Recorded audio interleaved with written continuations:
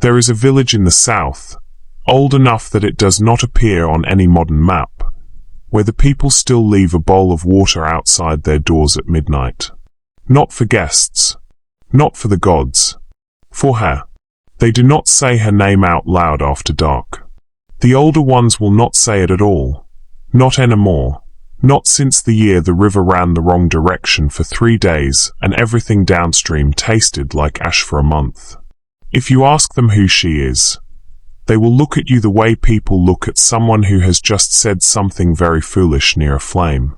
And if you press them, if you really push, the oldest woman in the village, who has not spoken a full sentence since 1987, will lean forward and say just 4 words.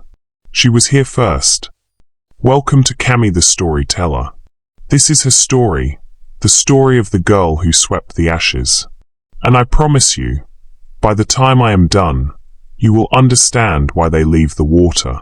Her name was Adaeze, which means daughter of a king in the language her mother spoke. Her mother had chosen that name carefully, deliberately, pressing it into the girl like a seal into warm wax. As though she knew, the way mothers sometimes know things they have no business knowing, that her daughter would need reminding, one day, of exactly what she was. Adaeze was born in a large house on the hill above the village of Omenuko. Not a palace, but the kind of house that announces itself. Wide verandas. A compound so large that the mango trees inside it had forgotten they were not a forest. A kitchen that always smelled of something cooking, because her mother, Chisholm, was the kind of woman who believed that an empty pot was an insult to the living. Her father, Omenuko, was a man of business and warmth. He traded in timber and palm oil across 3 states, and came home with his hands always slightly stained and his laugh always slightly too loud for the room. He adored his wife. He adored his daughter. He was the kind of man around whom a family gathers the way villagers gather around wells, because something essential was there. Adaeze was 7 years old when her mother died from a car accident on a road that should have been repaired 3 years before it killed someone. There one morning, gone by afternoon, a space where a person had been. Adaeze remembered the exact moment she understood it was permanent. Not the funeral. She was too young to understand funerals. It was 2 weeks later, when she went to tell her mother something funny that had happened at school, and got halfway to the kitchen before remembering. That half step. That moment of forgetting and then remembering. She never fully got over it. She just learned to live around it. The way you learn to walk around a piece of furniture that has always been in the same spot in the dark. Her father tried. He really did try. But grief does something to people. It goes into them and rearranges things. And some of the rearranged things never go back. Omenuko threw himself into work. He traveled more. He was present less. And Adaeze grew up in that large house on the hill with 2 house workers who were kind but not family, and a father who loved her enormously from a distance. She was 12 when he met Ngozi. And everything that had been slowly going wrong went wrong all at once. Ngozi arrived at the house on the hill on a Saturday in March with 7 suitcases, 2 daughters, and a smile that never quite reached her eyes. Her daughters were Adaeze and Nneka, 16 and 14 respectively, both of them large-spirited in the way that people are large-spirited when they have been raised to believe that rooms belong to them by default. Adaeze stood in the compound and watched them unload. She had been told, by her father, that Ngozi was a good woman who will take care of this house. He had said it with the careful tone of a man who has rehearsed a sentence and is hoping it lands better than he suspects it will. Adaeze had said nothing. She was 12 and she already understood that some things do not need to be said because they are already true. Ngozi was clever. That was the first thing and the most important thing. She was not cruel in obvious ways. Not at first. Not while Omenuko was watching. Not while anyone who might report back was present. She was gracious and efficient and ran the house with an attention to detail that made Omenuko sigh with relief and tell Adaeze privately that things were going to be better now. Better. Adaeze's mother's things began disappearing within the first month. Not thrown away or burned. Just quietly relocated. The photographs moved from the sitting room to the storage room. The kitchen herbs her mother had grown in clay pots on the windowsill were replaced with Ngozi's own plants. Her mother's wrappers, beautiful, hand-dyed things in deep blues and ochres, were put in a box in the back of a cupboard that Adaeze was told she was not to open. "We are moving forward," Ngozi told Adaeze once, standing in the doorway of what had been her mother's room and was now simply the master bedroom. Holding on to the past is not healthy. For any of us. She smiled as she said it. Adaeze smiled back. Inside, she filed it away. Omenuko and Nneka moved into the two best guest rooms. Adaeze, who had slept in the large bedroom at the end of the corridor since birth, was told that her room would be needed for the girls since they needed space to study, and that she would be very comfortable in the small room near the kitchen. The small room near the kitchen had one window that faced a wall. It smelled faintly of kerosene. The ceiling had a brown stain in one corner that Adaeze spent a lot of time staring at in the dark. Her father signed a new business contract that year that required him to spend 3 weeks of every month in another state. Adaeze was alone with them for 3 weeks of every month.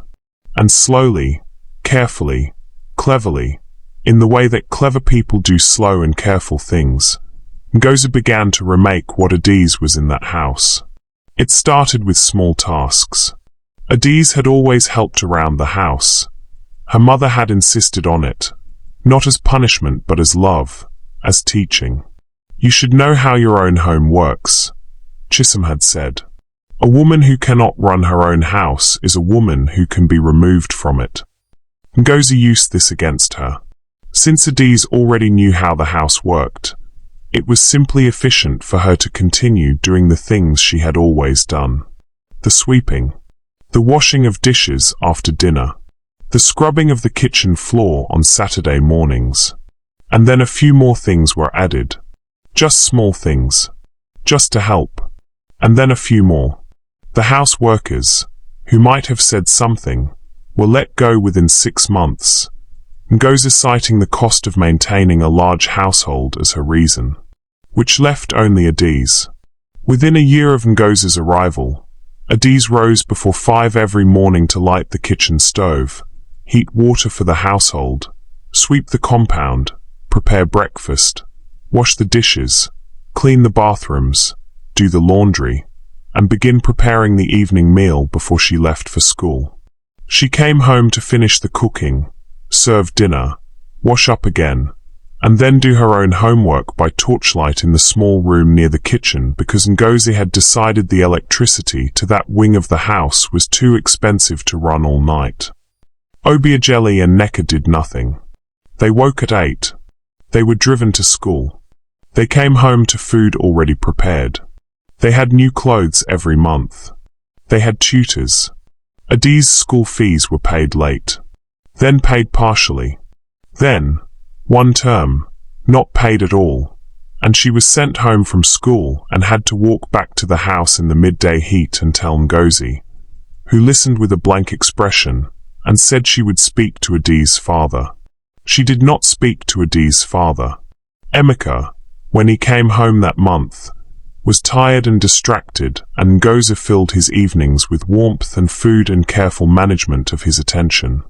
Adaeze tried twice to speak to him alone. Both times, Ngozi appeared in the way water appears around a stone, present, smiling, redirecting. Adaeze was 14 now. Old enough to understand what was happening. Not old enough to stop it. She swept and cooked and washed and carried and moved through the house like a ghost, present but invisible, working but uncredited, existing but not quite living. Her mother had named her daughter of a king. She was being turned into something else entirely. But Adaeze had her mother's eyes, and her mother's memory, And buried in the small room near the kitchen, wrapped in cloth at the very bottom of her bag, she kept the one thing Ngozi had not found. A small clay pot, no bigger than a fist, that her mother had pressed into her hands on the last morning of her life, before leaving for the road that would not bring her back. "If you ever need me," her mother had said, "put water in this at midnight. I will hear you." Adaeze had never opened it. She was not yet desperate enough. That was about to change. She was 16 when it happened. Her father came home for his birthday. He was thinner than the last time. The business had been difficult, he said. Stress was getting to him. But he was in good spirits. And for 3 days the house felt something close to what it used to feel like. On the second evening, Adaeze cooked her father's favorite meal. She had been planning it for a week, remembering every ingredient, every proportion, the exact way her mother had shown her.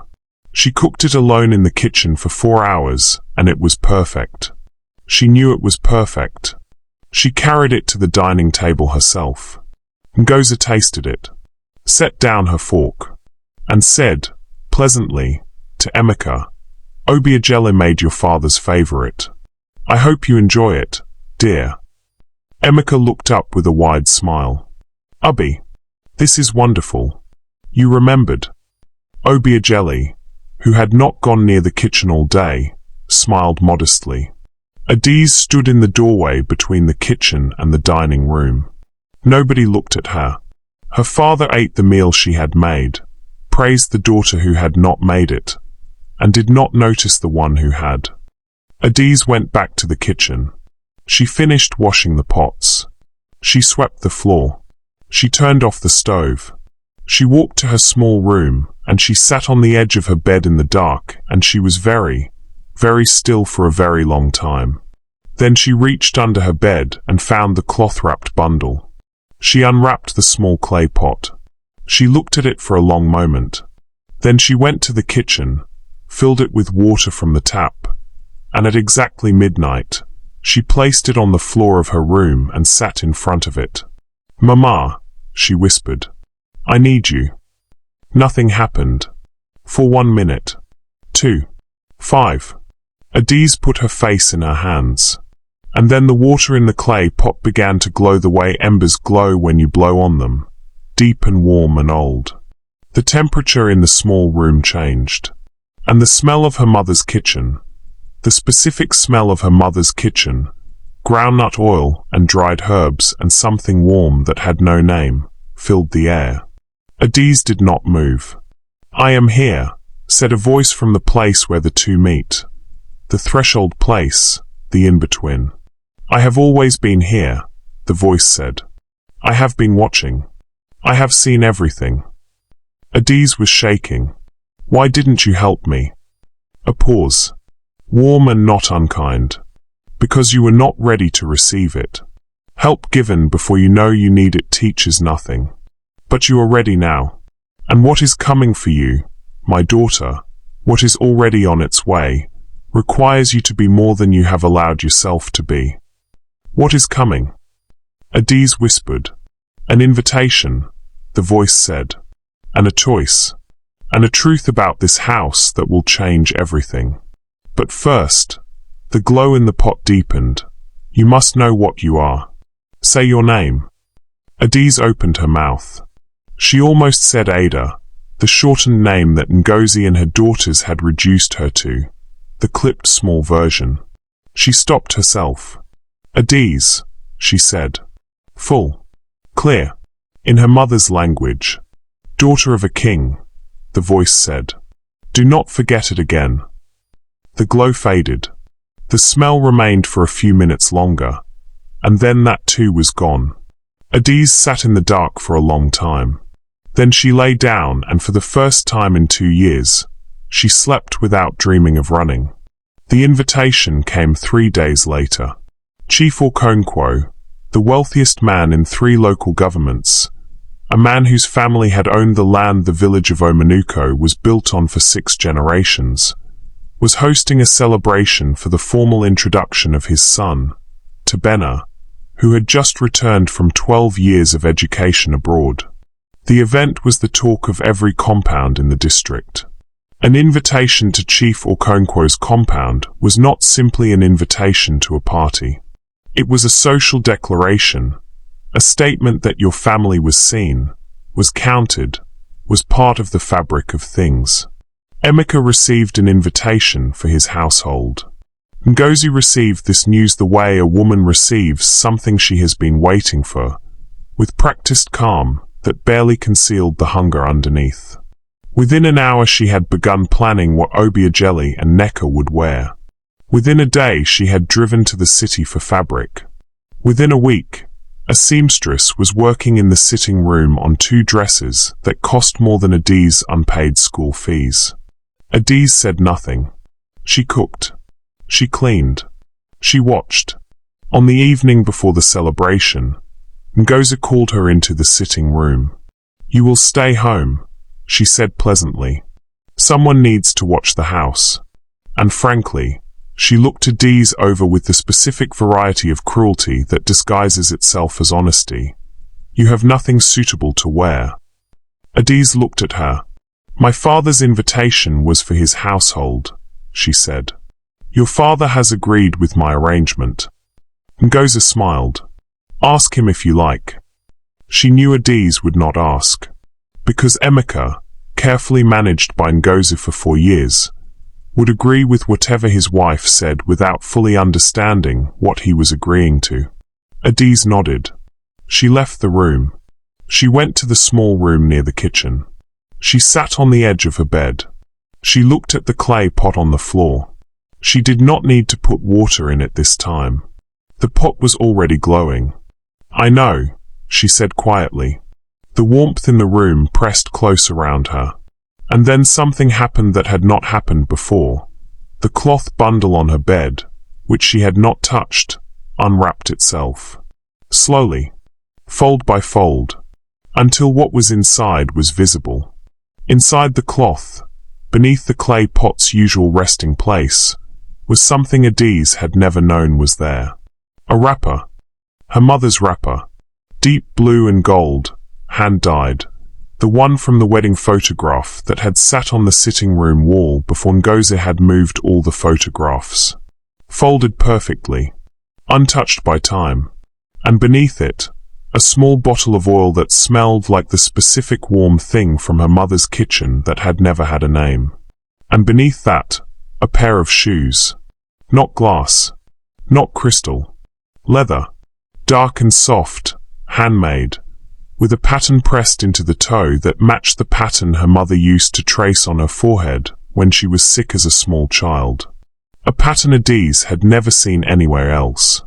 A pattern she had thought existed only in her memory. "These were always yours," the voice said. "From everywhere. From nowhere. I kept them for the right moment." "The right moment is tomorrow?" Adaeze asked. "The right moment," the voice said, "is always when you stop asking for permission to be who you are." Chief Okonkwo's compound was a city within a village. Lanterns hung from every tree.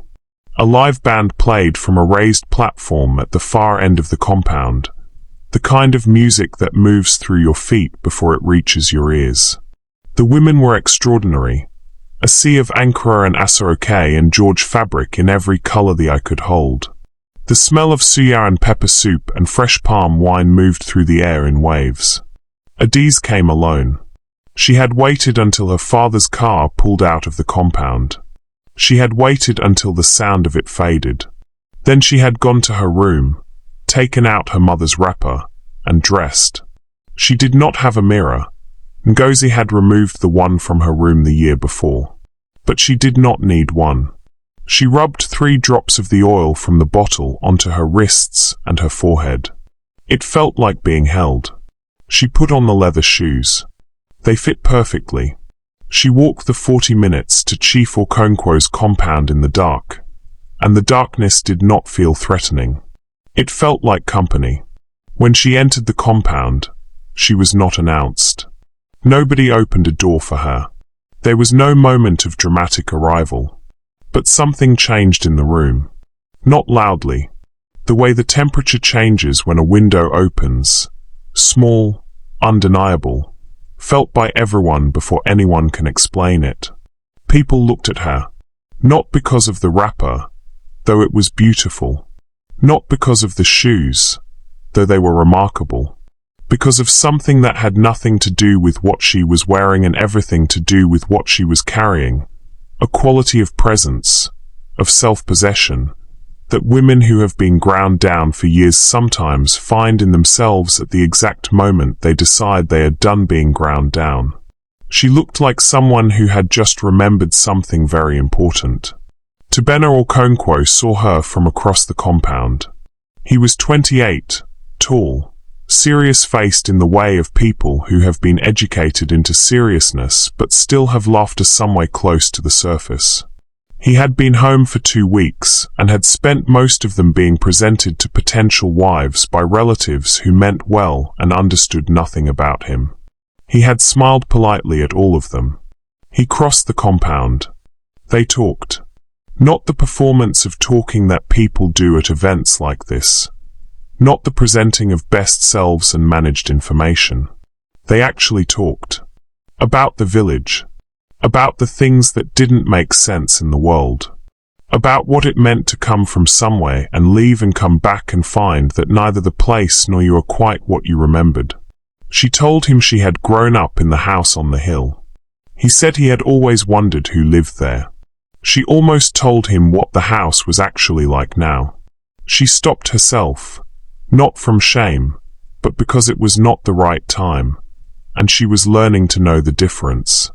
They danced once, briefly, the way people dance when they are more interested in the person than the dancing. And then Adaeze looked across the compound and saw Ngozi, staring at her, with an expression that Adaeze had never seen on her face before. Not anger, not surprise, fear. Adaeze left before her family. She went home the way she came, alone, in the dark, her mother's wrapper around her shoulders. She was back in her small room before the first car returned. She sat on her bed and thought about Ngozi's face. That expression, that fear. And she thought about what her mother had said, a truth about this house that will change everything. She had been so focused on the invitation, and what came after that she had not stopped to ask the full question. What truth? What was there to know about this house that she did not already know? She looked at the clay pot. It was glowing again, steady and insistent, like a signal. Tell me, Adaeze said. The warmth in the room changed. It became something older. Your father's business did not fail on its own, the voice said. Adaeze went very still. The contracts that were lost, the partnerships that dissolved, the money that went missing from accounts your father could not explain. He believed it was bad luck. He believed it was the economy. He was told many things by many people he trusted. Silence. Ngozi came to this house already knowing it. The voice continued. She did not fall into your father's life. She was directed there. Your father had something that another man wanted. A land title, older than either of them, tied to the very hill this house sits on. Land that your grandfather's grandfather purchased when this area was still forest. Land worth more now than your father ever understood. And Ngozi was sent to take it, by the man who wanted it. She has been taking it piece by piece, undermining the business, draining the accounts through expenses your father does not track, waiting for him to be desperate enough to sell or to sign something he does not fully read. A pause. He is almost there. Adaeze felt cold. There is a document, the voice said, in the room she uses as an office. In the locked drawer of the desk by the window. The key is on the chain she wears around her neck under her clothes. The document has your father's signature. He signed it 6 months ago believing it was a routine business paper. It is not. What is it? Adaeze asked, though part of her already understood. A transfer of ownership, the voice said. Of the land. Of the house. Of everything your grandfather built, and your father inherited, and your mother loved. Signed by your father's hand. With a date that has not yet been activated. She is waiting for the right time to file it. The room was very quiet. Outside, headlights swept across the window. A car in the compound. They were back. What do I do? Adaeze whispered. You already know, the voice said. You have always known. I raised you to know. The glow faded. Adaeze sat in the dark and she thought about her mother in that kitchen, teaching her not just how to cook but how a house works, how money moves, how papers are filed, how to read the things that matter in a document. She thought about the look on Ngozi's face across the compound tonight. Fear. Not of being seen. Of being known. Adaeze lay down and stared at the ceiling stain and made a decision. She waited a week. Not from hesitation, from strategy. She watched Ngozi. Watched her patterns. What time she bathed. What time she slept. Which evenings she stayed late in the office room. Which mornings she left the chain around her neck visible when she changed into her housecoat. On a Wednesday evening when her father was traveling, when Ngozi had gone to a meeting in the city and taken both daughters, Adaeze moved. She went to the office room. She had been in it only twice in 4 years, both times to clean it, both times watched. The desk by the window. The locked drawer. She tried it. Locked, as expected. She looked at the keyhole carefully. Then she went to her mother's wrapper, still folded on her bed. She had not put it away since the celebration. She unfolded it carefully. And there, caught in one of the folds, was a hairpin. Old metal, with a small flat head. She did not remember it being there before. She went back to the drawer. Her mother had taught her many things. One of them, on a rainy afternoon when Adaeze was 9 and they had locked themselves out of the storeroom, was how to open a simple lock with a pin if you had patience and a steady hand. Every lock, her mother had said, wants to open. You just have to listen to it. Adaeze crouched in front of the drawer and she listened. It took 11 minutes. Then the lock gave. The drawer held exactly what the voice had described. Papers. Multiple papers. Bank statements with familiar account numbers and columns of withdrawals that made her stomach tight. Correspondence with a name she did not recognize. A company name, with a post office box address in a state she had never been to. And at the bottom, in a plastic sleeve, a land transfer document. Her father's signature, in his familiar looping hand. A date 6 months prior. Legal stamps. 3 witnesses whose names she did not know. She read it twice. Slowly.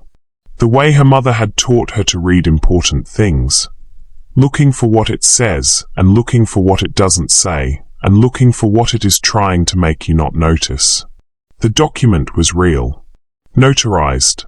Filing it would transfer the land and the house to the company name. The company she suspected belonged, at the end of a careful paper trail, to a man whose name was not yet visible to her. She took out her phone. She photographed every page. All the bank statements. All the correspondence. The transfer document in full. She locked the drawer again. She put everything back exactly as it had been. She walked back to her small room and sat down. Her hands were shaking. Good. It meant she understood the weight of what she was holding. Tobeno Okonkwo found her 3 days later. He had asked around the village, carefully, without making it obvious, until someone pointed him toward the house on the hill. He had walked up the road on a Tuesday afternoon and knocked at the compound gate. Adaeze answered it herself. She was in her house clothes, her hair unpressed, a smear of something on her cheek from the afternoon's cooking. He looked at her for a moment and said, I wasn't sure you were real. I thought maybe I invented you. She stared at him. You walked to my house to tell me that. I walked to your house, he said, Because I have thought about that conversation every day since the celebration, and I need you to know that I am not the kind of person who ignores things that matter. She did not let him into the compound. Ngozi was home, watching from a window. She could feel it. But she stepped outside, and they sat on the low wall by the gate and talked for 2 hours. She told him more than she had intended to. Not everything. Not the documents. Not the voice in the clay pot.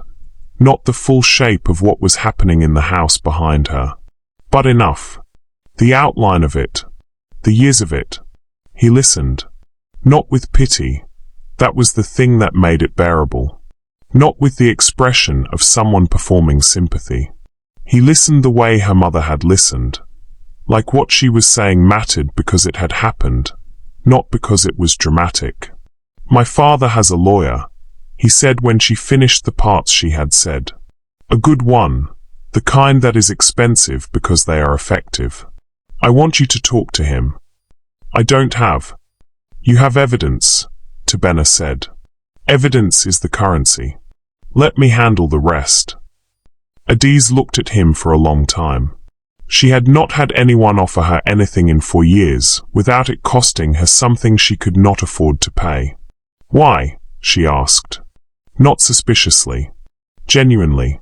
He looked back at her with the same straightforwardness. Because what you described is wrong.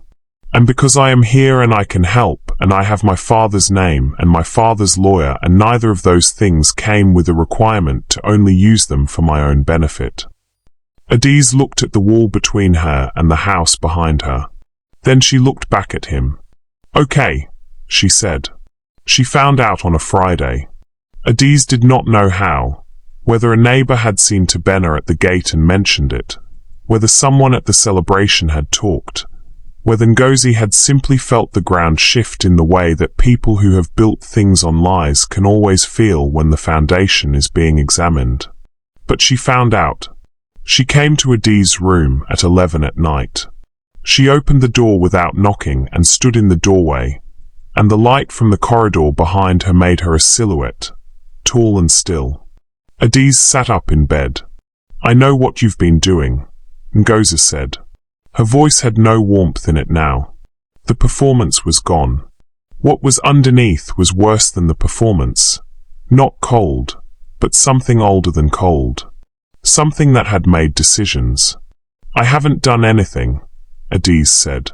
Her voice was steady. She was surprised by that. You went into my office. It was not a question. Your office is my father's house, Adaeze said. For now. The 2 last words. Ngozi heard them.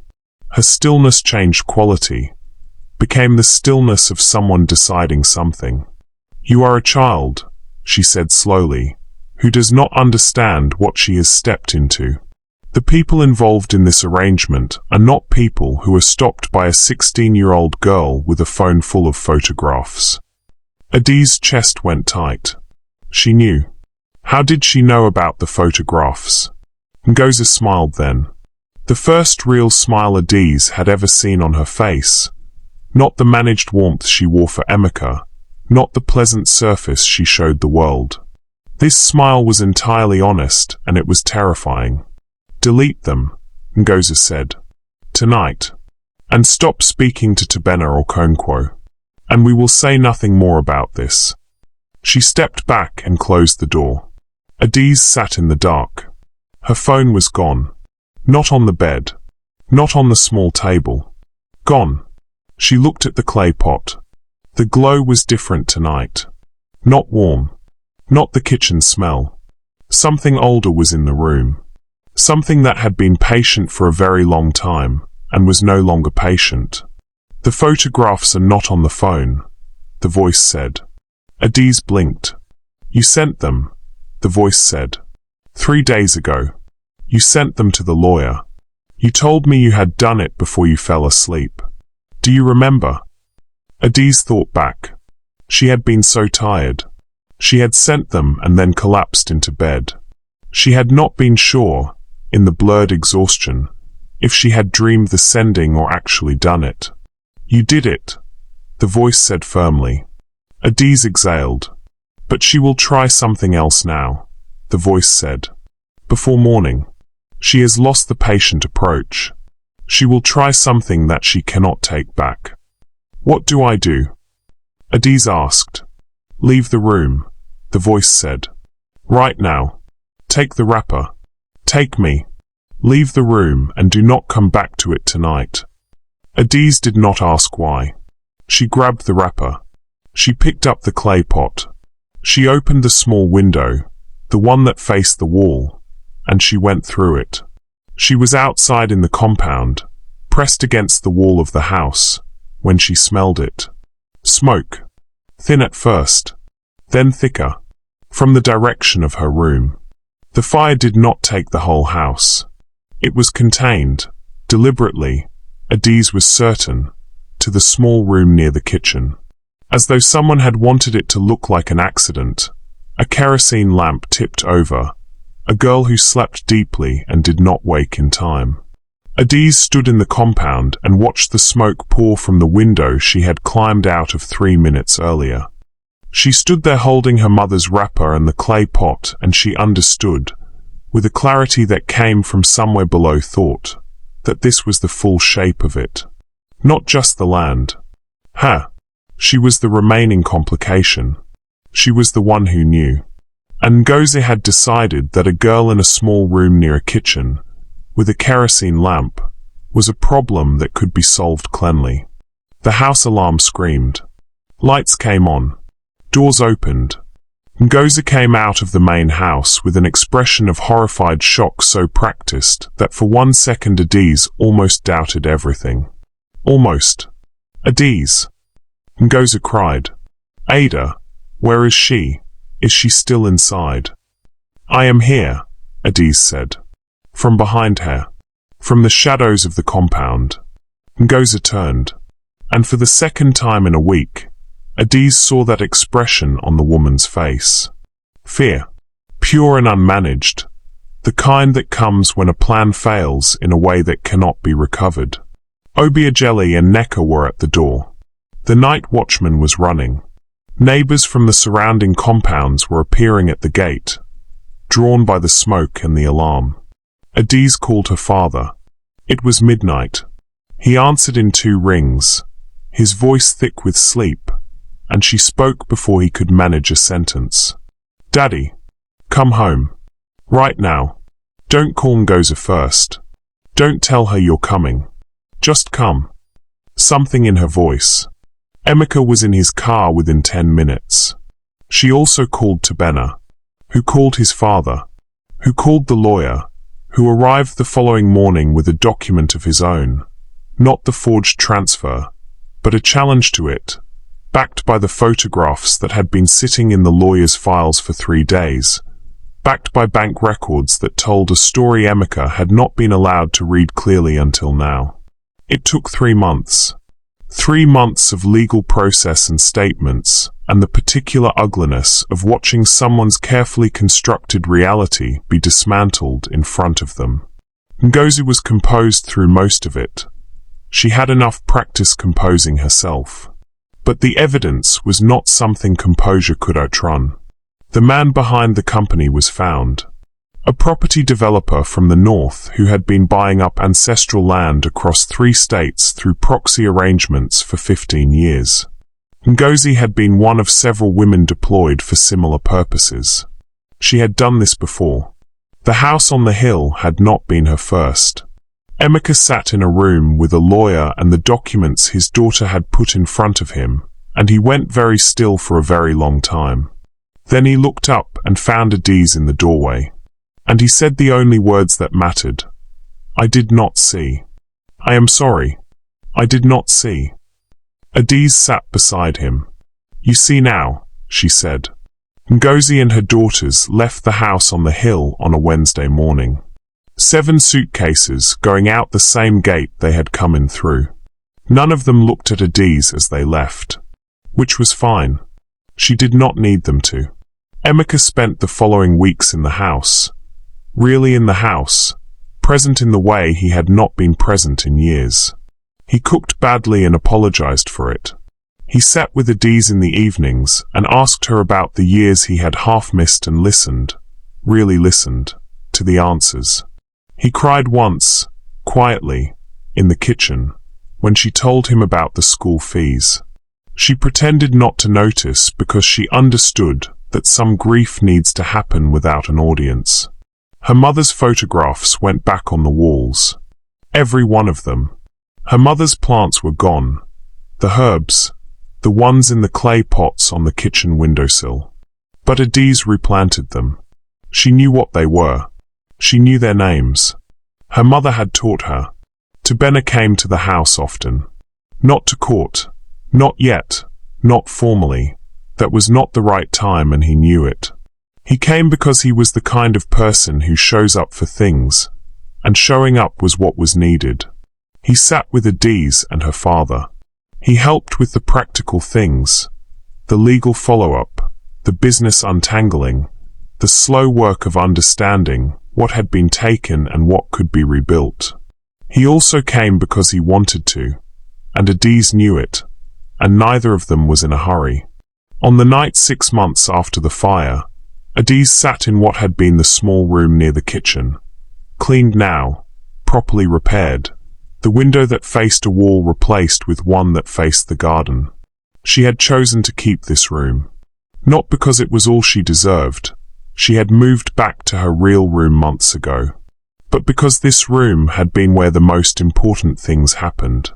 Where the clay pot had first glowed. Where she had said her own name properly for the first time in years. She put the clay pot on the floor. She did not put water in it. She sat in front of it and she said, "I think I'm okay now. I think you can rest." The room was still. Then, one last time, one final time, the warm smell of groundnut oil and dried herbs and that nameless warmth filled the room like an exhale. And then it was gone. Completely. Cleanly. The way things go when they have done what they came to do. Adaeze sat alone in the room for a long time. Then she picked up the clay pot, wrapped it carefully back in the cloth, and placed it on the shelf above her bed. Not hidden. Displayed. The way you display the things that saved your life. What the water is for. I told you at the beginning about the village that leaves a bowl of water outside at midnight. Now you know why. It is not for a ghost. It is not for a curse. It is a remembering. A way of saying, we know what was done here. We know what it cost. We have not forgotten. A girl who loses her mother and loses herself, and is slowly buried alive by people who see her vulnerability as an opportunity. A girl who survives not because magic saves her, but because her mother's love was strong enough to reach through death and remind her of one thing. Your name. That is all. That is the whole thing. In every version of this story, every culture, every century, every retelling, the heart of it is the same. They tried to take her name from her. They tried to make her small and useful and forgettable and grateful for the small space they gave her. And she remembered who she was. And that changed everything. If you are in a situation right now where someone is doing this to you, making you small, making you feel like a visitor in your own life, taking credit for what you build and giving you nothing in return, I want you to hear this. They are afraid of you. Ngozi was afraid of Adaeze. She was afraid from the very beginning. That is why she worked so hard. People do not work that hard to diminish someone who is nothing. They work that hard because they can feel what the person carries. They can feel the weight of what you are, and it frightens them. Say your name. Your real name. The full one. The one your mother gave you. The one that means something. Say it like you mean it. And then do not let anyone take it from you again. Thank you for listening to Cammy the Storyteller. If this story hit you somewhere deep, if it reminded you of someone or something or yourself, share it. Comment below and tell me, what was the moment that got you? And subscribe, because every story I bring you is made with the care this one was made with.